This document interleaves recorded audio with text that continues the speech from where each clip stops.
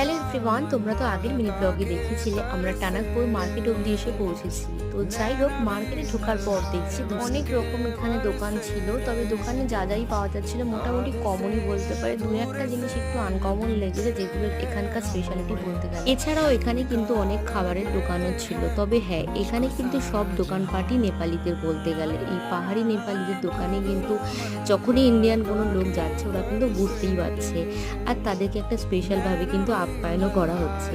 তো কীভাবে আপ্যায়ন করা হচ্ছে সেটা তোমাদেরকে নেক্সট মিনি ব্লগে বলবো। বেশ মজার লেগেছে ওটা, যাই হোক আমার কাছে। তো যাই হোক, মার্কেটের দোকানপাট ক্রস করে সোজা এসে আমরা পৌঁছালাম একটা মন্দিরে। আর যেই মন্দিরে এসে আমরা পৌঁছালাম সেই মন্দিরের নাম হলো শ্রী সিদ্ধু বাবা মন্দির। পাহাড়ি এলাকার দিকে মন্দিরগুলো যেমন হয়, এটা কিন্তু সেরকমই ছিল, খুবই সুন্দর লেগেছে। শুধু ভালো লাগেই তো হলো না, মন্দিরে যখন ঢুকেছি পুজোটাও দিতে হবে। পুজো দিয়ে নিয়ে তারপর আমরা এখান থেকে বেরিয়ে এখন কোথায় যাচ্ছি সেটা দেখতে হবে। আমার চ্যানেলটাকে তাড়াতাড়ি সাবস্ক্রাইব করো।